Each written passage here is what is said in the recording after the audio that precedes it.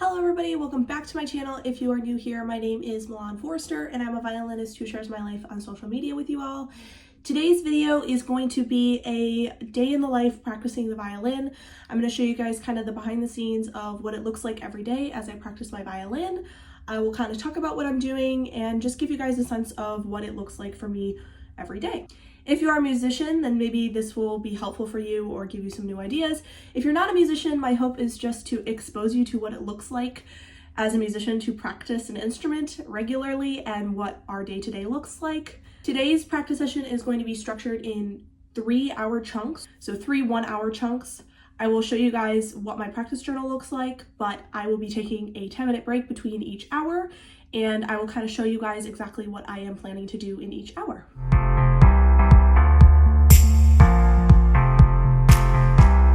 Okay, so here is the practice journal. Today is the 26th of December.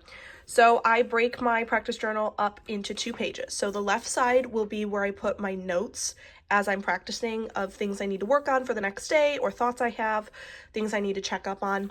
If you look at here, if we look at yesterday's, I have like different notes about things I need to practice the next day so that as I'm writing my practice journal for the next day, I know what I need to work on. So today's breakdown of what the practice is going to look like. I have 3 hours here. You can see I have breaks in between each of them. I am going to start with 30 minutes of a warm-up. I have a scale. I need to start with some like open long tones. That's just to get the instrument warmed up and so that it sounds good. I am in the key of C major today. I was in the same key yesterday. I usually stay on a key, like a scale key, for about a week and just practice through it. So I'm going to work in the key of C major. Flesh is just the name of my scale study book.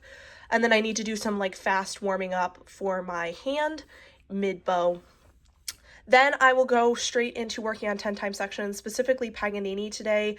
I did 10-time sections in my Lalo yesterday and focused mostly on that, so I really need to work on Paganini today. 10-time sections are just the really tricky spots in my pieces. Those are spots that I have earmarked because they are really difficult or I'm just struggling with them. So this is the time that I work on them before I start performing through my stuff. So I'm going to take a break, and then hour 2 will just be performing through one of my Bachs and my Lalo, and then I'm just going to be fixing spots. This is to prepare for college auditions. Not always do I do as much performing through of my pieces, but because I'm preparing for college auditions, I need to be doing that a lot to get ready for auditions and be comfortable playing through everything. So I'll perform through, fix some spots. I'm going to take a really short, like 3 to 5 minute break, and then the second half of my hour I will perform through my other Bach and my Paganini. I'll fix the spots in my Bach, and then hour 3 is just going to be practicing through Lalo. Hour 3 usually ends up being either performing some more or fixing some more spots. Today I really need to fix some more spots in Lalo that I didn't get to yesterday, so that's what I'm going to do in hour 3.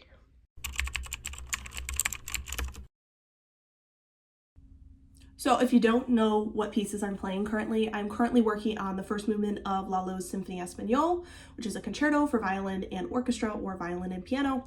I am working on the 20th Caprice of Paganini, and then I am playing 2 Bach movements from the Partita number 2 for solo violin, the Sarabande and the Gigue. So those are my pieces that I'm preparing for college auditions, and then obviously I have my scales and my exercises that I warm up with. But if you didn't know what I was playing, that is what I am working on currently.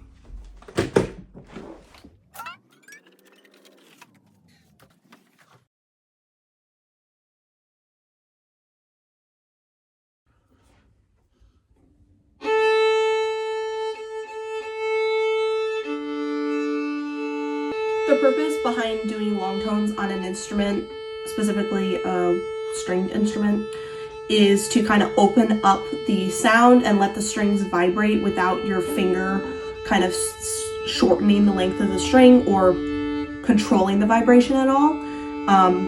It's really especially important when you have put new strings on, which I put new strings on like 3 or 4 days ago. And so just letting them like vibrate. A lot of times the strings will also kind of like go out of tune just a little bit because they're stretching out and everything and getting warmed up because it's metal. So that's the kind of thought process behind doing long open tones.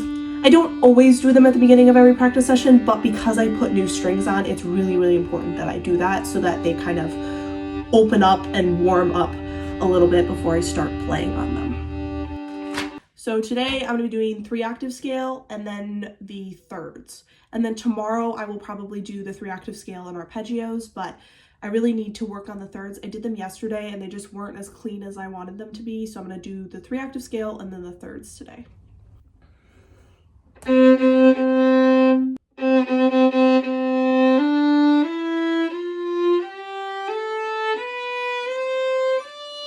Okay, so this is editing Milan just popping in to briefly talk about what I am doing when I'm practicing scales, because there are many different ways to practice scales and there are many different thought processes behind why you would practice scales. For me, scales are for sure a warm-up, and I think they are for most people, a warm-up for my hand. It's basically a great way for me to stretch out my muscles and allow my hand and everything in my arms to get back into the swing of things playing the violin. Same thing as an athlete would do stretches or anything like that. So that is what I'm doing when I'm playing scales. Now, while I'm playing these scales, I am focusing on a couple things. I'm focusing on intonation and making sure that all of my notes are in tune or relatively in tune. And shifting, I'm making sure that when I move up and down the violin on the fingerboard, which is the black part of the violin, when I'm moving up and down the fingerboard, that my shifts are clean, they're in tune, I'm starting and landing on the correct note, and it's not weird intonation, I'm not flat or sharp. And I'm also focusing on my bow arm, my right arm, and making sure that it's really steady and straight and smooth, and at the ends of the bow that my transitions between each bow stroke is clean and smooth and there's no like bumps or weird noises out of the violin. So basically kind of slowly setting my body up to succeed throughout the rest of the practice session, because I am being very intentional with how I'm playing everything and making sure that everything is really correct as far as my technique and how I'm playing the instrument. So that is the goal when I play scales. And then as I move through my warm-up, I start speeding everything up and starting to play things faster so that my muscles are having to work harder. It's sort of like as an athlete, you might start out with some dynamic stretching, and then you might start with a walk or a light jog on the treadmill or on the track, and then you start doing your sprints or whatever you need to do. So you're slowly warming your body up. It's the same way for musicians. Today I'm going to pull out the tuner and kind of work a little bit with that, because I feel like some of my notes aren't landing perfectly in tune.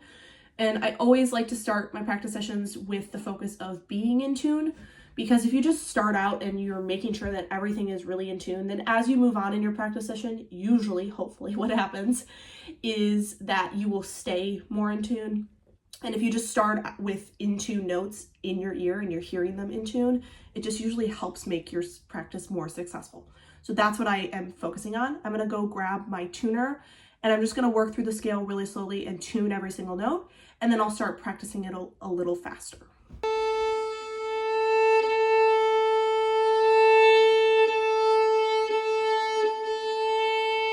Okay, I'm back. I'm sure I'm going to do this throughout the video because I think this is the best way to kind of explain what I'm doing.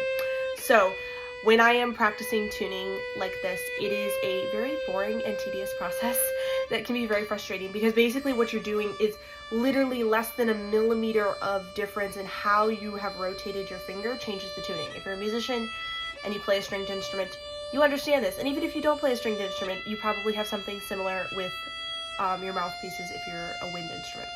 So it's a very tedious process, but it's really necessary, and it's really helpful to just help your ear recognize what is actually in tune and what is not in tune. So that's what I'm doing.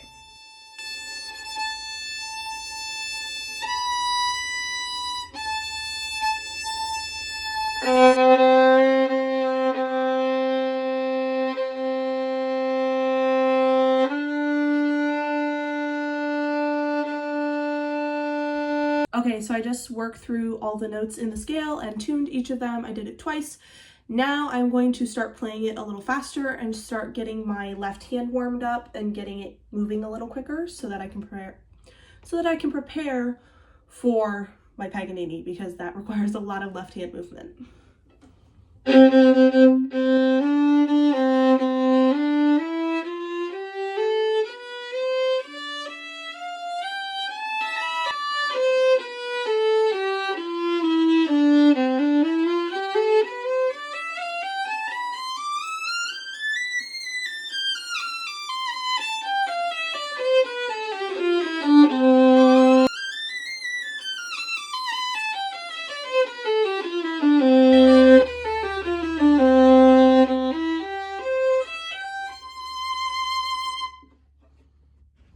Okay, I'm gonna come back and play that a little faster in a minute, but I wanna play the thirds first and kind of get my hand moving a little differently. My hand still feels kind of tight, so I wanna try playing the thirds and kind of using my hand in a different way.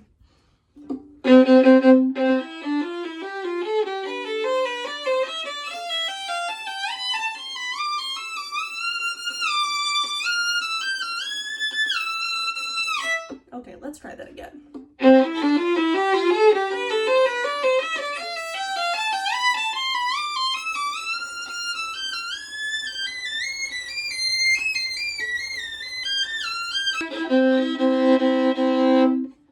I know I said I focus on intonation, but I also am playing these a little faster than I'm comfortable with playing them in tune, because I kind of want to challenge my brain to think a little faster.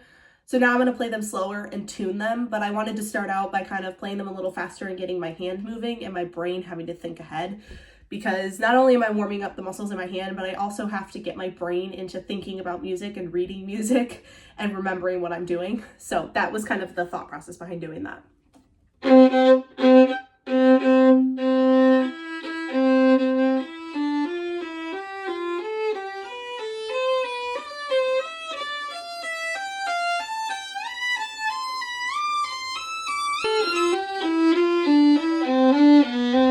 If you see me looking over here, it's because I have a full-length mirror so I can see myself and kind of adjust my position as I'm shifting, so that's why I'm looking over here.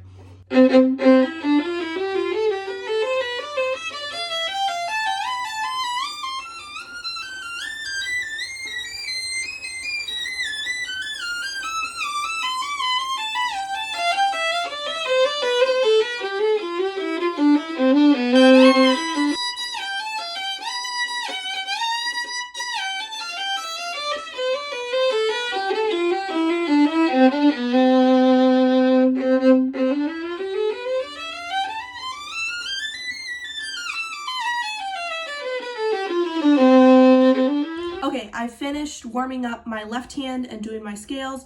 I'm just gonna do a quick little spiccato warm up with my right hand with my bow arm. Spiccato, if you're not a musician, is just basically a bouncy stroke that requires a lot of hand control in your muscles, as well as through your shoulder and your lower arm here. So it kind of warms up the whole arm. It's a very difficult stroke and you have to be very precise to do it well. So it's something that I've been incorporating into my warm-up because my Paganini has some of it, and so does my Lalo, my concerto. And so by incorporating into my warm-up, I have found that it's been really helpful and my hand has been more precise as I practice it in my pieces.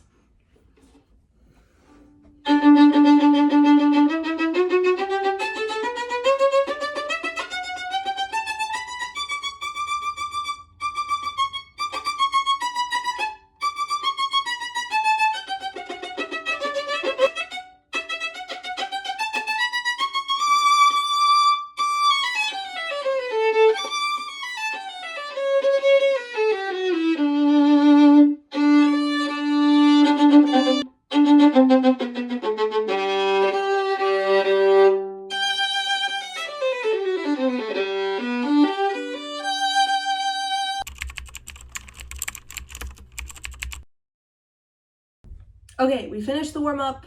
I've warmed up all the parts of my hands and arms that I need to. So now we are going to start working on Paganini. This is going to be interesting. I have a lot I need to work on in this piece, and this piece is very tricky. So we're just going to kind of start working and see where it goes.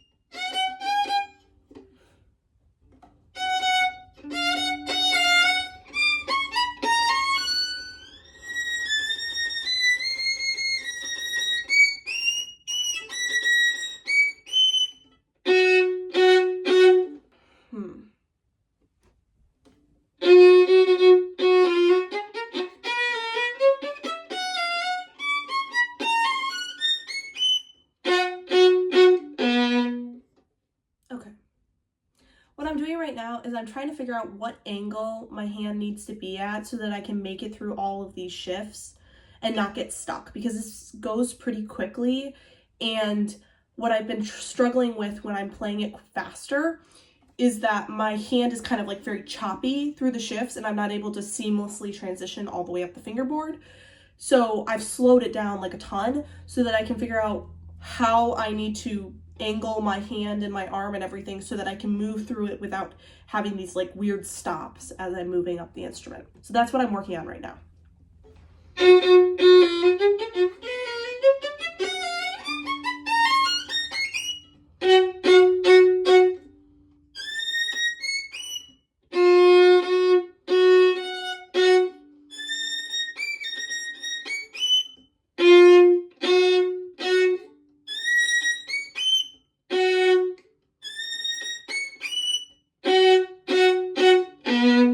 I was just doing there is basically I have this really high shift and then I have to do an octave back here. So I'm basically practicing being up here and then coming down and finding the octave and being in tune.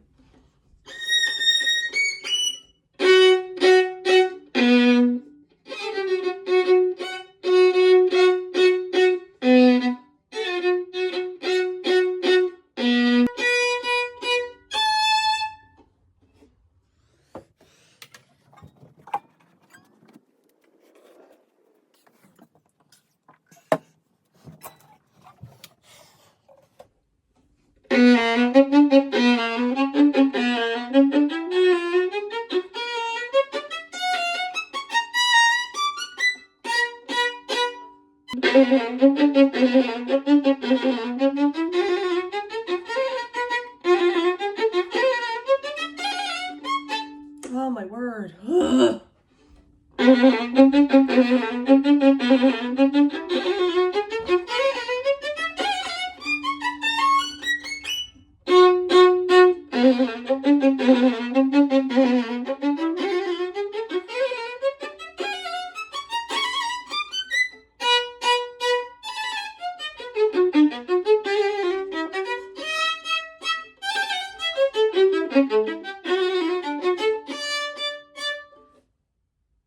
Okay, not bad.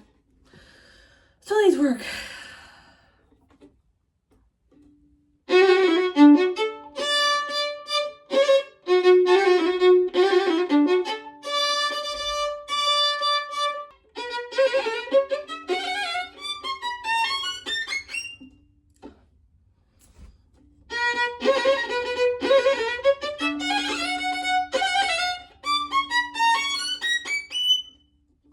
Still, I'm not happy with this.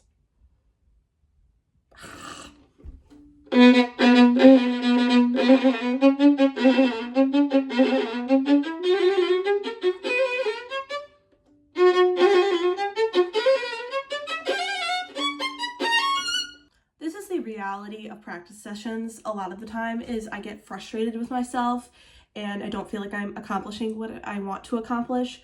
So if you feel frustrated, if you're a musician and you feel frustrated during your practice sessions, just know that you're not alone. We all experience it. And I post a lot of my practice sessions online, but I don't always show the frustration and it's just frustrating sometimes and things don't go the way you want them to. So just know that what you see online, A, is not what is happening always in real life, and B, you're not alone, because I feel this every single day.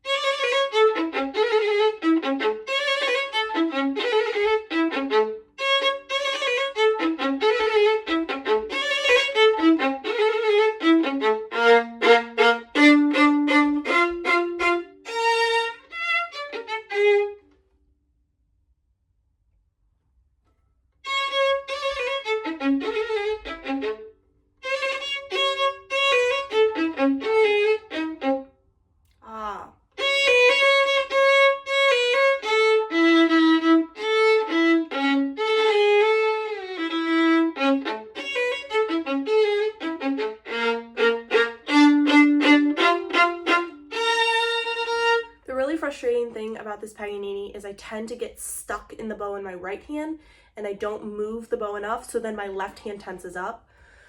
So that's what I'm constantly fighting when I'm practicing this, is not tensing my right arm and not getting like stuck in the bow. It's a lot to think about all at once.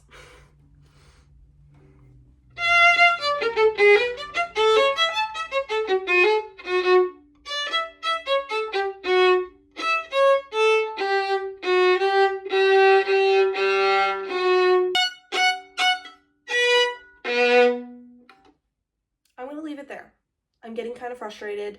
I've accomplished what I was trying to do as far as I've touched all of the spots and I've gotten somewhat through them, but I'm gonna be done for now because it's hard, it's tricky, and my muscles are tired. So I'm gonna take my break now and then I'll come back for the second hour in a little bit. Okay, I took a quick 10-minute break. Now we're back for the second hour. In this hour, I'm going to be performing through the Gigue, my Bach Gigue, and then I'll be going straight into performing through my concerto. So I'm going to do that like all together in one thing, and then I'll go back and fix the spots that I need to work on in both pieces. And then I'll take a quick break, probably like 3 to 5 minutes. And then I think I need to perform through my other Bach and the Paganini. I think that's the plan. Yeah, perform through the other Bach, the Sarabande, and the Paganini, fix the spots, take a break, and then hour 3 we'll just be practicing Lalo. I think I'm gonna have to do hour 3 later this evening because I have to do some work this afternoon, but right now I'm just gonna get hour 2 all done and I will hit hour 3 probably later this evening.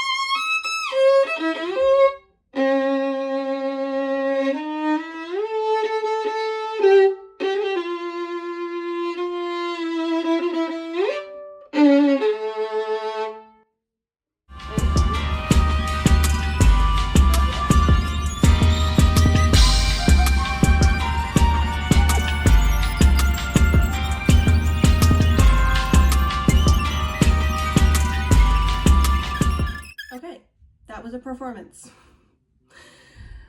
The Bach Gigue was okay. The thing that's really tricky about playing through both of these pieces one after the other is the Bach is very fatiguing in the left hand and the fingers. There's a lot of notes. And then the Lalo is also very exhausting. So it's just like I'm building the muscle and building the strength to make it through these pieces, and that's why I'm practicing like this. But it's very fatiguing. So I definitely at the end of the Lalo, I just felt like my hand was like not working, which is frustrating. And I know that it will come over the next couple weeks, but it is frustrating because I worked a lot on the last half of the Lalo yesterday, and then I feel like all my work went down the drain because I wasn't able to execute it. So that was a little bit frustrating. The Lalo went okay. The thing with that I'm kind of thinking back through, the Gigue, I have a couple places where I just need to be more accurate with where I put my fingers and a little more diction in the bow as far as control over the bow. With the Lalo, I feel like every section of the piece, I have a few like things that are just not transitioning well, and so it's just not as clean and clear as I would like it to be. Again, I think a lot of that comes from just being a little bit fatigued, but there are things I need to work on. So I'm going to basically, because I'm going to work on the Lalo in my third hour, I'm just going to work on the Bach Gigue because I want to be able to have enough energy to play through the Sarabande and the Paganini, and both of those especially the Paganini, is going to require a lot of energy. So I'm just going to work on the Bach Gigue, and then I'm just going to sticky note the places in the Lalo that I need to work on in my third hour, and then come back to them in that third hour. Okay, so when I do stuff like this and I sticky note, I usually use two. These are, like, you can write on these. They're just like little Post-its, and I really like these because you can write on them. But I use two colors. So the yellow is going to be like, I have to absolutely work on this section today. And then the blue is going to be places that I need to work on. If I don't get to them today, if I don't have enough time, it's not the end of the world, but these are places I also need to work on. But the yellow are the ones that, like, without a doubt, I have to get to these sections before I finish my practice for the day. So I will show you guys in a minute what it looks like once I've sticky noted it, but I'm just going to go through and sticky note all the places right now. Okay, just to show you guys, so the yellow is the places that I have to work on. So like the beginning of the piece, I started playing it, and this run has just been giving me problems. When I performed through it yesterday, it gave me problems. So when a problem shows up more than once, like more than one day in a row, that's when I know I definitely need to touch it.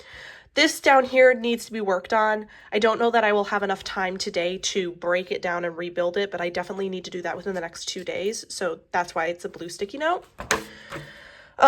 Then this section, I don't want to leave this overnight. I don't want my mistakes to sit in my hand and for my muscle memory to pick them up. So, because I've spent a lot of time in the last couple weeks breaking down this section and rebuilding it, it just needs a little bit of tuning up, but I don't want to not touch that and let it sit in my hand overnight. And then this section here, I like missed a shift here. And so I want to get to this, but I probably will touch this tomorrow because I was going to work on this section tomorrow anyway. This was all pretty good. Some intonation problems, but nothing that's like absolutely have to touch today. I probably will work on this tomorrow. And then this section, definitely, I completely missed this section of notes. I like fumbled right through them. I got a little bit distracted here, and I think this just like was a dumpster fire because I got distracted, but I definitely need to work on this. This will probably be my big section that I break down and build up today. And then here, this run I worked on yesterday, I just want to practice the transition into the run because I rushed a little bit when I played it through. But again, not the end of the world if I don't get to it today. I'll probably touch it tomorrow. And then the ending, I definitely have to do today because I missed a shift again. This was where my hand got really, really tired. Here, and then also here, my hand got super tired, and I just was like missing shifts. So I need to just briefly, this probably won't take too long. I just need to break down and make sure that my shifts are good there. Okay, so now that I've marked all the spots in the Lalo, I'm going to go back to the Bach Gigue now and just practice through some of the places that were a little tricky.